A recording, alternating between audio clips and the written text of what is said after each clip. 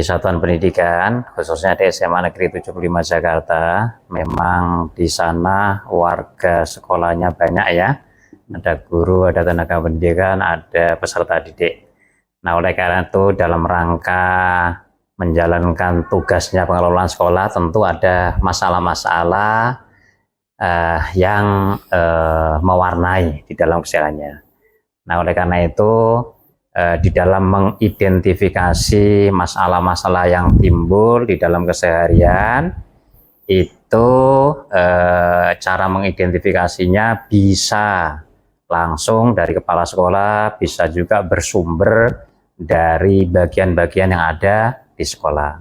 Misalnya dari guru, mata pelajaran, dari guru BK, bisa juga memberdayakan anak-anak yang aktif di OSIS MPK maupun di pengurus-pengurus kelas. Jadi seperti itu. Kalau langsung semuanya dari kepala sekolah tentu tidak bisa tercover ya. Artinya ketika ada problem-problem apa terkait dengan kedisiplinan, dengan penegakan tata tertib dan lain sebagainya, itu ada dan itu bisa didapat, bisa diidentifikasi melalui banyak bidang ya, banyak sumber yang ada di sekolah.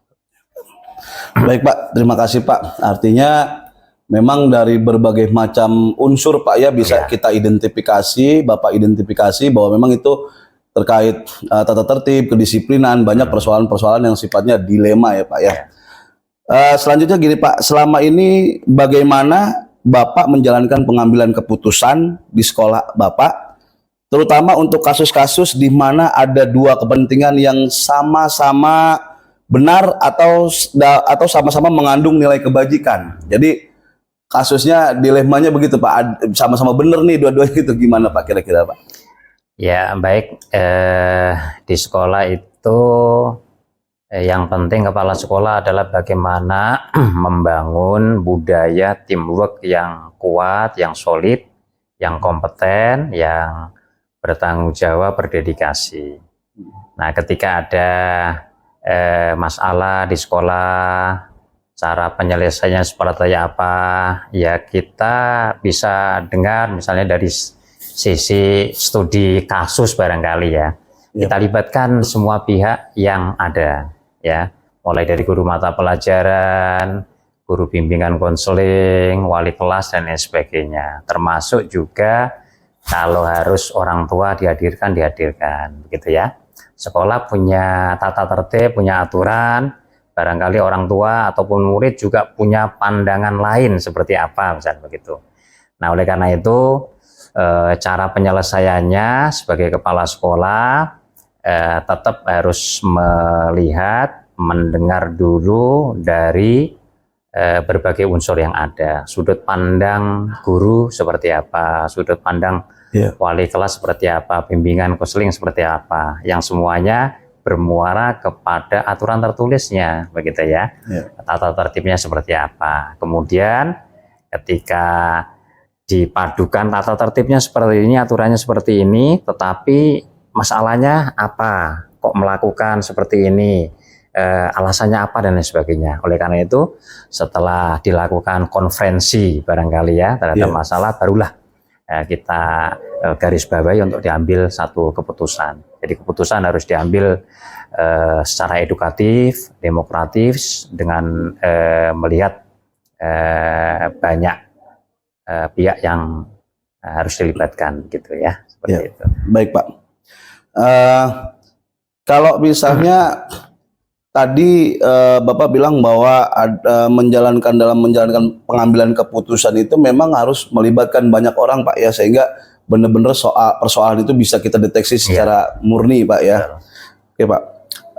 Selanjutnya Pak, langkah-langkah atau prosedur seperti apa yang bisa Bapak lakukan selama ini Pak, kalau misalnya menghadapi persoalan-persoalan yang sifatnya dilema itu Pak? Iya. Jadi ketika ada masalah memang harus ada langkah-langkah sebelum sampai kepada solusi finalnya, begitu ya. Jadi jangan terburu-buru ketika ada masalah kemudian respon yang secepat-cepatnya mengambil langkah cepatnya, tetapi tidak didukung dengan data yang ada. Nah, jadi di sekolah itu perlu mengidentifikasi masalahnya dulu, ya kan, kenapa dan lain sebagainya. Kemudian upaya yang dilakukan dari pihak-pihak yang terkait sudah dilakukan belum prosedurnya, tahapan-tahapannya, seperti itu. Nah, ketika semua aturan sudah dilakukan, pendekatan edukatif sudah dilakukan, kemudian barulah diambil satu solusi finalnya, gitu. Tidak bisa kita, wah ini kenapa anak terlambat misalnya, kenapa anak melanggar satu aturan tata tertib, perlu kita dekati dulu. Oh ternyata dia terlambat, pagi harinya, setiap pagi harinya harus membantu orang tuanya dengan kondisi yang demikian.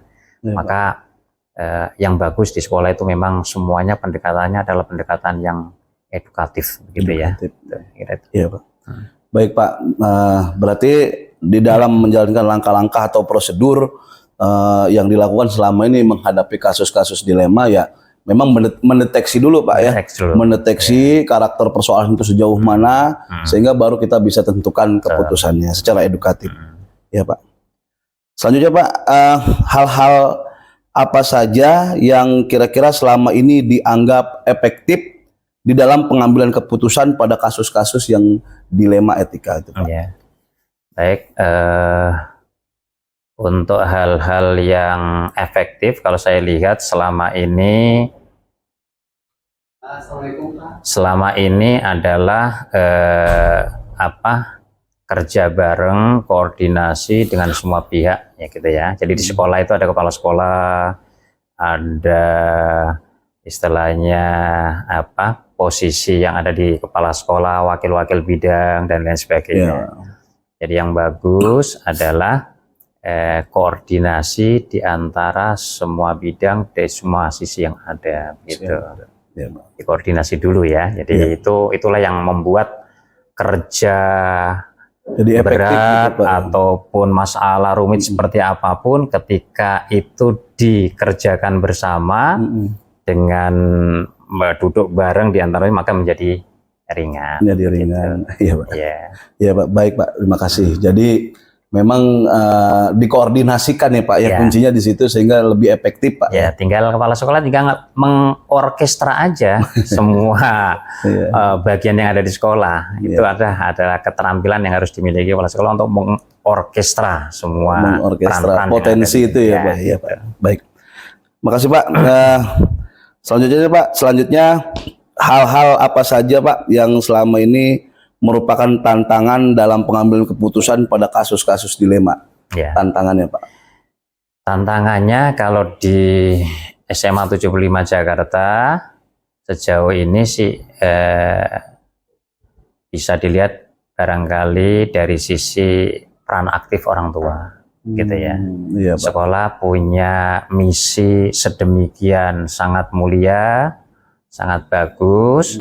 Nah, dengan latar belakang peserta didik dari keluarga yang warna-warni seperti itu memang berat. Nah, oleh karena itu sekolah memang membuat program pertemuan dengan orang tua secara periodik dalam rangka kembali menggugah peran serta orang tua. Ketika peran serta orang tua muncul ada, maka insya Allah akan menjadi baik. Tetapi kalau itu belum maksimal akan menjadi problem juga bagi sekolah. Jadi masalahnya adalah kurang supportnya orang tua, gitu ya. Artinya walaupun tidak semuanya ya, tetapi banyak artinya yang perlu ditingkatkan support orang tua terhadap misi yang sudah dilakukan oleh sekolah sebenarnya. Iya Pak. Baik Pak. Artinya memang semua potensi termasuk orang tua siswa juga harusnya bisa secara umum gitu Pak ya, bisa juga berkontribusi dalam pelaksanaan. Kalau dana kan sebenarnya kalau di DKI sudah nggak masalah ya. Sekarang tinggal peran orang tua perhatian untuk bisa mendukung program sekolah itu aja. Mendukung program sekolah, ya Pak. Baik. Baik Pak, selanjutnya apakah Bapak memiliki sebuah tata kelola atau misalnya jadwal tertentu gitu Pak dalam sebuah penyelesaian kasus dilema etika?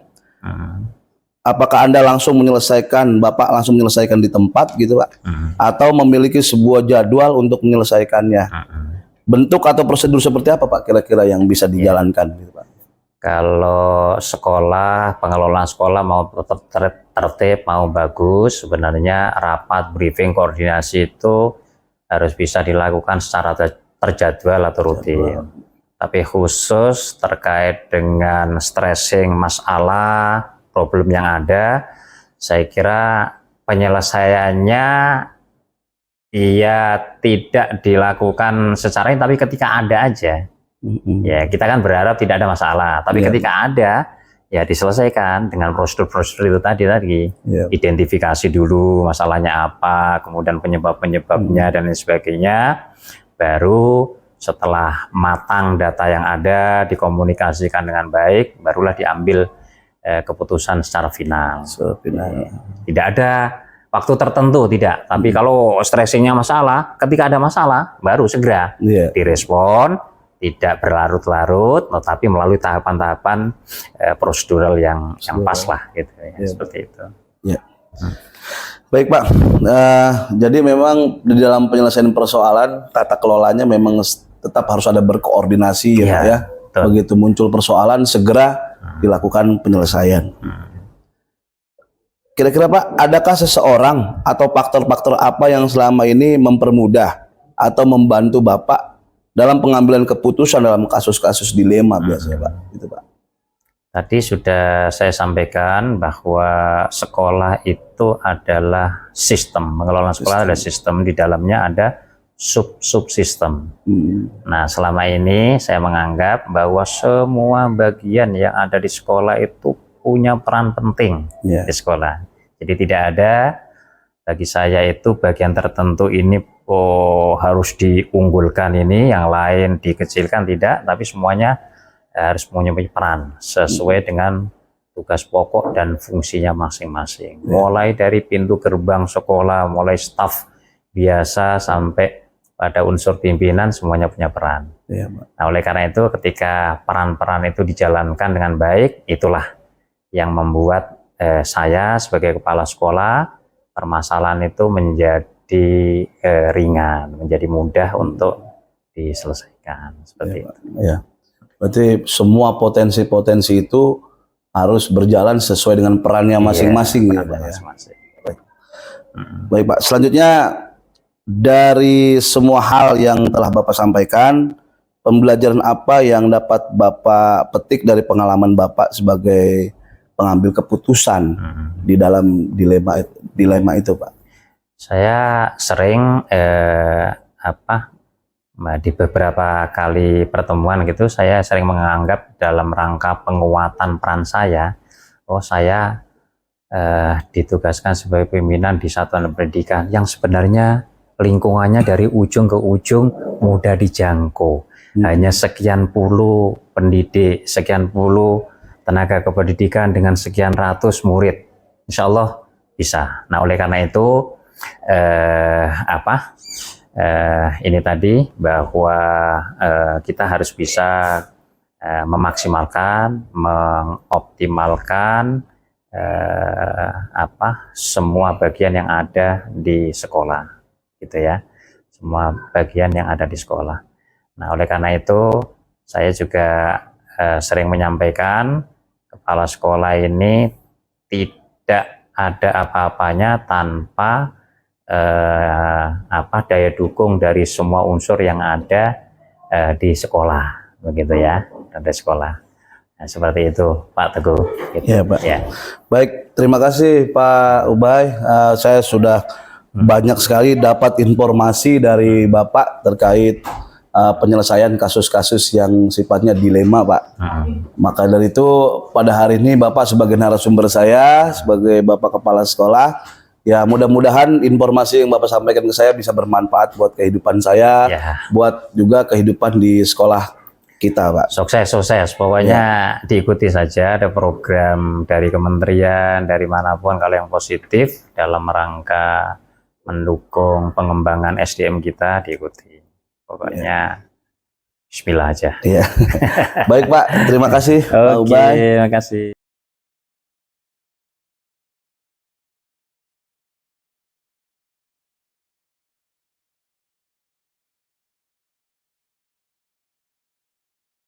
Assalamualaikum, Bu Tintin. Waalaikumsalam. Selamat pagi, Bu. Pagi. Gimana keadaan Ibu, Bu? Alhamdulillah. Sehat, Bu, ya? Gimana, Pak Teguh Alhamdulillah. juga sehat. Sehat, Bu.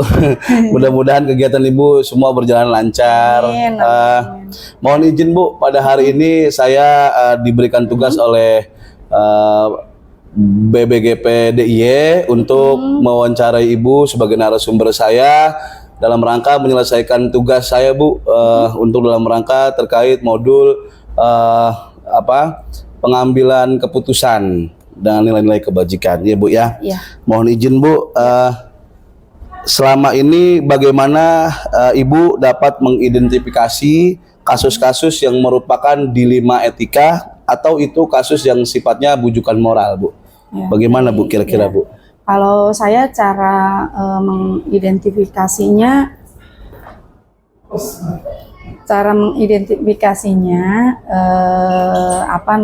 kalau saya sih lihat di lapangan, Iya, gitu Bu. dulu ya, melihat. Jadi enggak hanya berdasarkan istilahnya, artinya saya harus by data. Gitu By loh. data, By iya, data, saya punya catatan tersendiri terkait dengan apa saja yang ini kemudian dilihat di lapangan memang seperti apa gitu ya.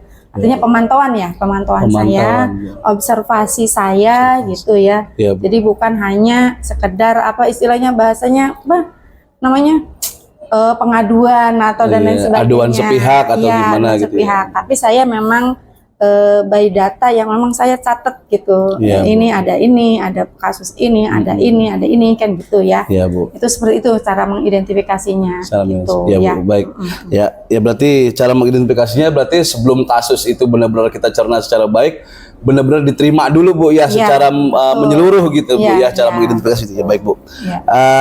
Selanjutnya, Bu, selama ini bagaimana Ibu menjalankan pengambilan keputusan di sekolah, terutama untuk kasus-kasus di mana ada dua kepentingan, Bu, yang sama-sama memang benar gitu kan, Ya. sama-sama ya mengandung nilai kebajikan gitu, Bu. Ya, Kira-kira bagaimana, Bu, menjalankan pengambilan keputusannya? Ya, baik, kalau seperti itu biasanya kalau saya yang pertama memang berdasarkan pengalaman dulu ya, kita mungkin dulu kan waktu jadi guru pun kan pastilah ada kan kasus-kasus seperti itu yang memang semuanya ini kepentingannya ada benar semua, tetapi harus salah satu diambil kan gitu ya. Iya, Bu. Harus salah satu diambil. Nah, itu kemudian nanti saya melakukan diskusi. Ya, diskusi dengan tim manajemen atau misalnya kalau misalnya terkait dengan siswa dan lain sebagainya dengan manajemen dulu, kemudian dengan Bapak Ibu guru kan gitu ya. Iya, Bu. Nah, baru kita bisa memutuskan. Jadi artinya tidak hanya semata-mata memang dari saya sendiri gitu ya, tetapi itu hasil diskus dengan teman-teman di tim manajemen gitu ya. Iya. Berarti menjalankannya itu tetap harus dari tahapan berkoordinasi dulu dengan teman-teman di manajemen ya, Bu, ya, dari semua pihak. Baik, Bu, terima kasih. Selanjutnya, Bu, langkah-langkah atau prosedur seperti apa, Bu, yang bisa Ibu lakukan selama ini gitu, Bu? Prosedur atau langkah-langkah? Kalau prosedur dalam hal pengambilan keputusan kan saya kan di keputusan terakhir ya. Iya, terakhir, Bu. Tentunya ketika ada kasus, artinya kan ada SOP yang harus dijalankan dari bawah dulu, kemudian mungkin berproses ya, Bu, ya. Berproses kan gitu, seperti itu. Nanti di saya pun kita akan melakukan gelar kasus, konferensi kasus gitu, Bu, ya. Konferensi kasus seperti itu, baru nanti apa sih nanti yang harus kita ambil keputusannya gitu. Iya, Bu. Ya. Baik, terima kasih. Berarti memang itu dilakukan benar-benar dari tahap paling bawah dulu, Bu, ya. Nanti finalnya kasus itu bisa ditentukan oleh Ibu sebagai top manajemen. Kalau misalnya dengan kaitan dengan siswa juga kan gitu ya, kan saya kan akhirnya di ujung ya. Tapi kita juga nggak langsung keputusannya begini-begini, tapi Iya, harus Bu. juga dilakukan pembinaan kan gitu ya. Pembinaan. Baik, Bu. Ya.